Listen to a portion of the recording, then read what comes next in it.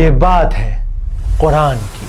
ابشار، میں کعبہ توڑ دوں گا اور مکہ کی ہستی اپنے ہاتھ سے مٹاؤں گا۔ بالکل میرے حضور، کیوں نہیں؟ یہ بات ہے ہاتھی والے سال کی۔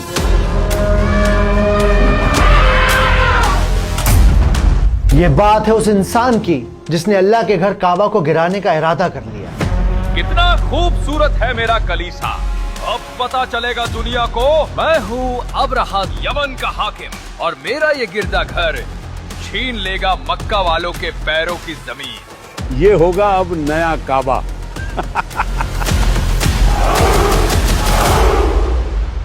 یہ بات ہے سورہ فیل کی۔ ألم تر كيف فعل ربك بأصحاب الفيل؟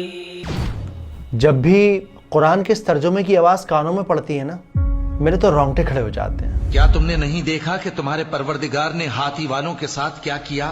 یہ تو ہم سب جانتے ہیں کہ اللہ نے ان ہاتھی والوں کے ساتھ کیا کیا، پر افسوس ہم میں سے بہت کم ہیں جو یہ جانتے ہیں کہ کیوں کیا۔ مجھے اچھی طرح یاد ہے، ہاتھی والے سال ہی اللہ کے نبی کی ولادت ہوئی تھی۔ کون بھول سکتا ہے وہ سال؟ کون تھا ابرہہ اور کیوں وہ اللہ کے گھر کو توڑنا چاہتا تھا؟ عیسیٰ مسیح کے اس کلیسے کی چمک کے آگے بھول جائیں گے سب اللہ کے اس گھر کو۔ بالکل میرے حضور، کہاں وہ مٹی کا کعبہ اور کہاں ہمارا یہ خوبصورت کلیسا۔ کیا ہے سورت کے نازل ہونے کی پیچھے کی کہانی، اور سب سے زیادہ امپورٹنٹ 1400 سال پرانی اس سورت کا آج ہماری زندگی میں کیا کام ہے؟ ان سب سوالوں کے جواب جانیں گے اس ویڈیو میں۔ بسم اللہ الرحمن الرحیم۔ ألم تر كيف فعل ربك بأصحاب الفيل؟ ألم يجعل كيدهم في تضليل؟ بہت سارے اسکالرز کا یہ ماننا ہے کہ سورہ فیل مکہ میں اس لیے نازل ہوئی تاکہ قریش کو یہ احساس دلایا جا سکے کہ جس نبی آپ صلی اللہ علیہ وآلہ وسلم کی وہ مخالفت کر رہے ہیں، وہ نبی اصل میں اس اللہ کا پیغام دے رہے ہیں جس کا گھر کعبہ ہے۔ محمد کا پیغام لوگوں میں پھیل رہا ہے، لوگ ایک ایک کر کے ان پر ایمان لا رہے ہیں۔ تم کیا کہتے ہو اس بارے میں؟ مان لو کہ محمد سچے ہیں، لیکن پھر بھی ہمیں انہیں روکنا ہی ہوگا۔ ذرا سوچ کر دیکھو، اگر ہم ان بتوں کو نکال پھینکیں گے تو کیا ہوگا؟ ہوگا کیا؟ نہ 360 بت ہوں گے اور نہ ہی ہم سربی گرمی کے وہ سفر کر سکیں گے۔ ہو سکتا ہے آس پاس کے قبیلے ہم پر حملہ کر دیں، جیسے ابرہہ نے کیا تھا۔ ابرہہ، اصل میں یہ بات ہے سال 570 عیسوی کی۔ ابھی نبی پاک صلی اللہ علیہ وآلہ وسلم کی ولادت نہیں ہوئی تھی۔ یمن کا حاکم ابرہہ آج بہت خوش تھا۔ اس نے شہر سنا میں ایک شاندار کرسچن کلیسا بنوایا تھا جو سونے چاندی اور قیمتی جواہرات سے سجا ہوا تھا۔ اسے امید تھی کہ اب لوگ مکہ نہیں جائیں گے بلکہ اس کے کلیسے کا طواف کریں گے اور یمن بزنس کا نیا مرکز بن جائے گا۔ دیکھنا ابزار، یہ گرجا گھر یمن کی نئی تقدیر لکھے گا۔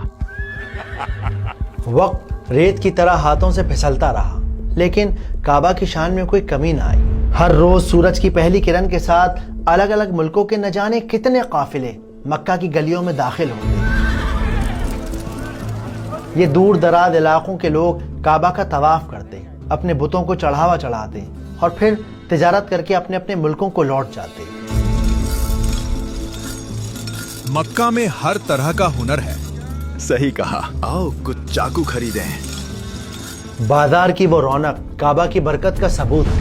یہ مٹی کے برتن بہت خوب بنائے ہیں، کیا دام ہے ان کا؟ مکہ میں ساری دنیا کے پھل ملتے ہیں۔ بالکل، وہ دیکھو ادھر ہندوستانی سیب بھی ہے۔ مگر ہر گزرتے دن کے ساتھ ابرہہ کا غصہ بڑھتا چلا گیا، اس کی ہر کوشش ناکام ہو گئی۔ سمجھ نہیں آتا ابزار، لوگ اس مٹی کے گھر کی طرف کیوں جا رہے ہیں؟ میں خود حیران ہوں حضور۔ اس کے کلیسے پر نظر تو سب کی جاتی، لیکن دل تو صرف کعبہ کی طرف مائل تھا۔ فیضان دیکھو ذرا کتنا خوبصورت گرجا گھر ہے۔ اب چلو کہیں مکہ پہنچنے میں دیر نہ ہو جائے۔ اور اس طرح دیکھتے ہی دیکھتے دن راتوں میں ڈھل گئے، راتیں مہینوں میں بدل گئی، اور پھر اس چیختی خاموش رات میں اس نے فیصلہ کیا۔ ابزار، جی میرے حضور۔ کعبہ کو مٹانا ہوگا۔ जब तक वो काबा रहेगा हमारा कलीसा कभी मशहूर नहीं होगा। लेकिन एक वजह चाहिए। वजह भी मिल जाएगी अबसार, वजह भी मिल जाएगी। और कुछ दिनों बाद हमला करने की वजह भी मिल गई। मक्का के कुछ शरीर नौजवानों को इस बात की खबर हो चुकी थी कि अब्राहा यमन को नया बिजनेस सेंटर बनाना चाहता है। काबा उनके लिए सिर्फ इमारत नहीं थी बल्कि उनके दीन और इज्जत का मामला था, और इसी वजह से कुछ बद्दू लोगों ने उस कलीसिया को बर्बाद करने का इरादा कर लिया। तो ये है वो इमारत, कितनी खूबसूरत है। आज के बाद नहीं रहेगी। चलो जल्दी करो, तुम उस तरफ लगाओ। देखते ही देखते कलीसिया आग के शोलों में लिपट गया, शीशे टूटकर गिरने लगे और वो चमचमाती इमारत काला धुआं हो गई। अब चलो, आग अपना काम खुद कर लेगी। मेरा कलीसा, मेरा कलीसा, मेरा कलीसा।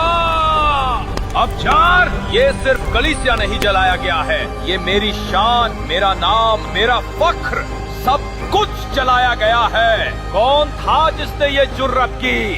मैं उसे बर्बाद कर दूंगा। मेरा कलीसा। कुछ स्कॉलर्स ये भी कहते हैं कि मक्का के कुछ शरारती बद्दू लोगों ने उस कलीसिया को नापाक कर दिया, और इसी बात को वजह बनाकर अब्राहा 60,000 लोगों की फौज लेकर मक्का पहुंच गया। उसकी फौज में मजबूत जाबाज काले हबशी सिपाही थे जिनके जिस्म रात के अंधेरे की तरह सियाह थे। वक्त आ गया है खुदावंद अब्राहा के लिए जान देने का। क्या तुम तैयार हो?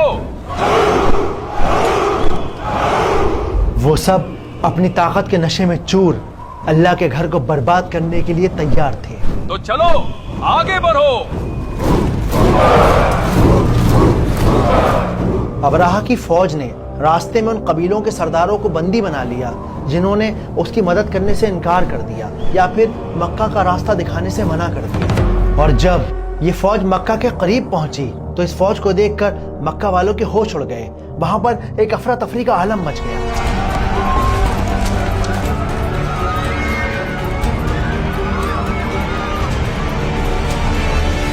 मगर इन सब में सबसे ज्यादा खौफनाक थे उनके हाथी। चिंगारते चीखते हाथियों ने मक्का वालों की रूह को फना कर दिया। या अल्लाह, ये कौन सी मखलूक है?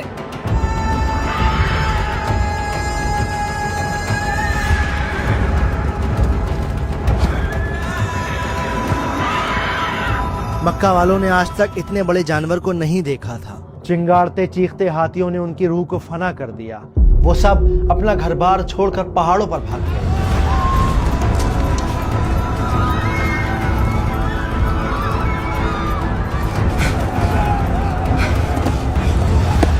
हम मुट्ठी भर लोग इतनी बड़ी फौज का सामना कैसे करेंगे?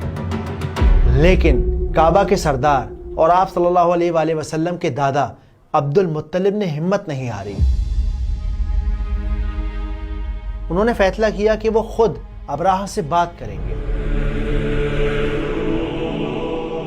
और इस ख्याल के आते ही वो अब्राहा के खेमे तक पहुंच गए। उन्हें देखकर अब्राहा गुरूर से भर उठा। उसने उनसे कहा, अब्दुल मुत्तलिब, अगर काबा की भीख मांगने आए हो तो लौट जाओ, मैं उसे बर्बाद करके ही यहाँ से वापस जाऊंगा। अब्राहा की इस बात ने अब्दुल मुत्तलिब को एहसास दिला दिया कि ये आदमी अपनी नफरत में अंधा हो चुका है। इसलिए उन्होंने उससे काबा की सलामती की कोई बात नहीं की, बल्कि उससे कहा कि वो उनके 200 ऊंट लौटा दे, वो ऊंट जो अब्राहा की फौज ने कैद कर लिए हैं। मैं यहाँ अपने 200 ऊंट लेने आया हूँ जिन्हें आपके सिपाहियों ने कैद कर लिया है। अब्दुल मुत्तलिब की ये बात सुनकर अब्राहा हैरान रह गया। कमाल है, मांगे भी तो क्या ऊंट? क्या तुम काबा की सलामती नहीं चाहते? काबा का मालिक अल्लाह है, वो उसकी हिफाजत खुद करेगा। मैं ऊंटों का मालिक हूँ, उनकी हिफाजत मेरी जिम्मेदारी है, लिहाजा मेरे ऊंट मुझे दे दीजिए। अब्राहा गुस्से से भर गया। उसने उनके 200 ऊंट वापस लौटा दिए और इरादा कर लिया कि वो काबा को तबाह और बर्बाद करके मानेगा। सुबह मैं उस काबा को तोड़ दूंगा। बिल्कुल मेरे हुजूर। उस दिन मक्का की वो हवा सांस रोके बह रही थी। अब्दुल मुत्तलिब कुरैश के दूसरे सरदारों के साथ अल्लाह से दुआ मांग रहे थे। یہ وہ وقت تھا جب پورا مکہ اپنے بتوں کو بھول گیا اور وہ صرف ایک اللہ سے دعا مانگنے لگے. اے اللہ ہماری مدد کر، ہمیں اس مصیبت سے نکال دے. خدایا انسان اپنے گھر کی حفاظت کرتا ہے، تو بھی اپنے گھر کی حفاظت فرما، رحم کر. ان سب کی دعائیں، ان کا ڈر، ان کی سسکیاں ہوا میں گھل گئیں.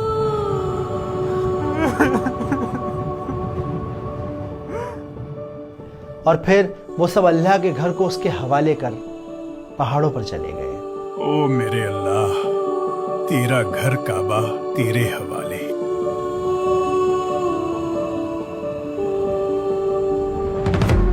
دوسری طرف ابراہ چلایا، میں نے کہا آگے بڑھو.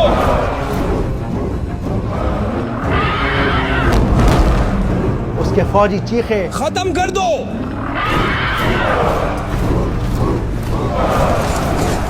ان ہاتھیوں نے ایک شاندار تماشا کھڑا کر دیا.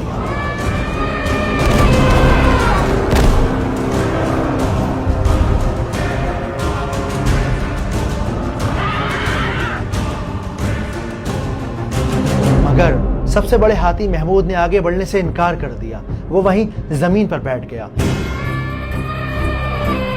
لاکھ کوششیں کی گئیں، 100 دھکے مارے گئے، لیکن اس کے باوجود ہاتھی ٹس سے مس نہ ہوئے، بلکہ انہوں نے اپنے ہی لوگوں کو کچل کر رکھ دیا.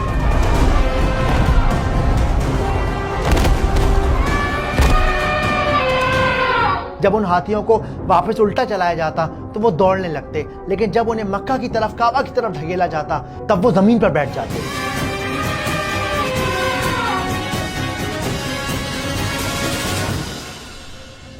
اور پھر لوگوں نے وہ منظر دیکھا جس کا تصور بھی ناممکن تھا. بابا وہ دیکھیے آسمان کی طرف. یہ کیا مصیبت ہے؟ سبحان اللہ.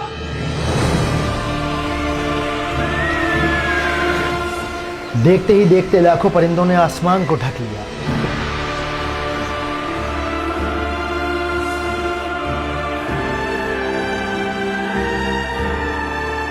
ان پرندوں نے اپنی چونچ اور پنجوں میں چھوٹی چھوٹی کنکریوں کو پکڑا ہوا تھا. خدایا یہ سب تیرا ہی کمال ہے. اور کچھ لمحے بعد پرندوں کے اس جھنڈ نے ان پتھروں کو ایک ساتھ زمین پر چھوڑ دیا.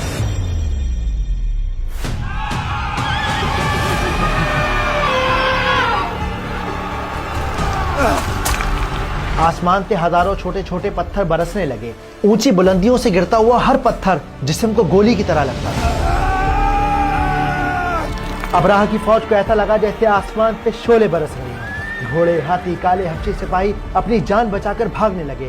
ابراہ غصے سے چیخا، آگے بڑھو! فوجی چلائے، پیچھے ہٹو!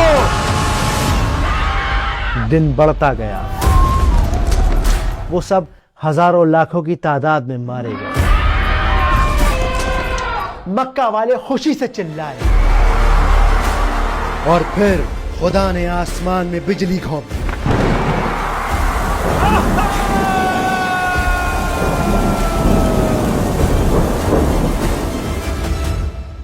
ابراہ کی ساری طاقت مٹی میں مل گئی. اللہ نے ان سب کو کھائے ہوئے بھوسے کی طرح کر دیا.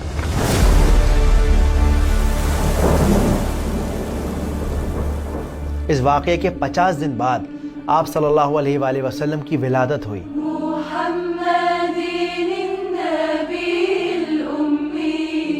ایک حدیث میں آتا ہے کہ مکہ والے اس واقعے سے اتنے زیادہ متاثر ہوئے کہ اگلے 10 سال تک انہوں نے صرف ایک اللہ کی عبادت کی، اپنے کسی بت کو نہیں پوجا.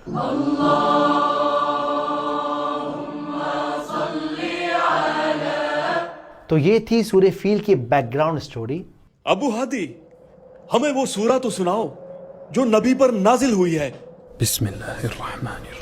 ألم تر كيف فعل ربك بأصحاب الفيل ألم يجعل كيدهم في تضليل وأرسل عليهم طيرا أبابيل ترميهم بحجارة من سجيل فجعلهم كعصف مأكول۔ چلیے اب اس صورت کو سمجھتے ہیں سنیمیٹک انداز سے، آسان طریقے سے۔ تو پہلی آیت ہے الم تر کیف فعل ربک باصحاب الفیل، یعنی کیا تم نے نہیں دیکھا۔ تو دوستو یہ ایک سچے گھٹنا پر آدھارت کہانی ہے۔